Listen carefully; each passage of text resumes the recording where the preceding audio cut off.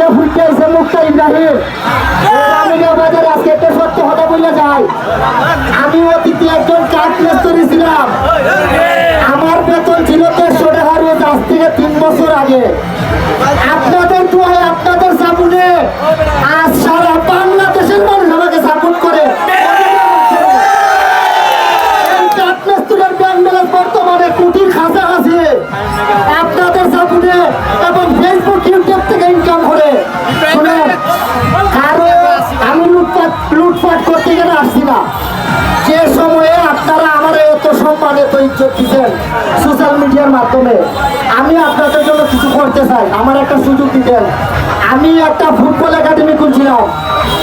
Football একাডেমিতে ছেলে এবং মেয়েরা প্র্যাকটিস করে। আমার একাডেমি নিয়ে যখন কোনোখানে যায়, মানুষ যখন বাচ্চা পুরা কত বড় একাডেমি খুলে গেছে, বড় চেয়ারে যখন কইবার লিগে মানুষে আসন দেয় সাইডের থেকে, এখন এরা তো এই সুযোগ দেওয়া যাইতো না, এরা এইখানে আনন্দ যাইতো না। তখন আমি বুঝতে পারলাম একটা সুযোগের দরকার, একটা চেয়ারের দরকার। যত একটা সম্ভাবনা আছে, মানুষ তো আল্লাহর রাস্তে, মানুষের অনেক কিছু দেয় না, যায় আল্লাহর রাস্তে আমরা অনেক কিছু দেয় না। বুকু একটা হইতে পারবানি মহিলা ভাইস চেয়ারম্যান আমার অতীত খেটা আসিল বা খিতা করছে, হইতে পারবেন খেটা আসিল হইতে পারবো। ইব্রাহিমের সবাই ছিল। আল্লাহর রাস্তে রানীগাঁওবাসীর কাছে একটা অনুরোধ, একটা সুযোগ দেন। আমরা জীবনে গরু মুস্তাক করতাম না। ফুটবল একাডেমি এবং ফুটবলটারে সামনে এগিয়ে নিয়ে যাওয়ার জন্য একটা চেয়ারের দরকার এবং মানুষের পাশে দাঁড়াইতাম। ইয়ামের একটা সুযোগ দেন। আমি আল্লাহর রাস্তা চাইলাম, আমাদের একটা সুযোগ দেন। ইনশাল্লাহ ব্যারিস্টার সুমন ভাই হাত ধরিয়া এই সুমন ভাইয়ের দিকে হাত বলাই দিতাম। আমি একটা কথা বল, আমি এই রানীগাঁও বাজারের প্রতি আমি অনেক কৃতজ্ঞ। আমি প্রথম যখন ফেসবুকে ভাইরাল হই, রানীগাঁও পার্কে আসছিলাম বেড়ানোর জন্য।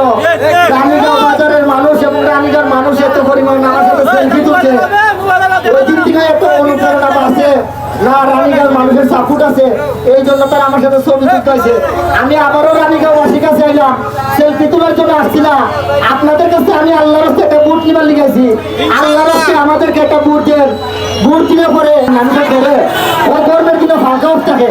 আমি এবার বলছি, যদি আল্লাহ আমার সম্মানিত করে আমার বউরের সুযোগ দেয়, গর্বের দিনে যদি আমার ফাঁকা অফ থাকে, তাইলে আমার জায়গার মধ্যে যে কারেন্টের খুঁটি কারণ ওই কারেন্টের খুঁটির পাড়া দিয়ে ওই ফাঁকা অফ হবে। আর ওই তো না সোনার কাটো নয় চলতো না, সোনার কাটি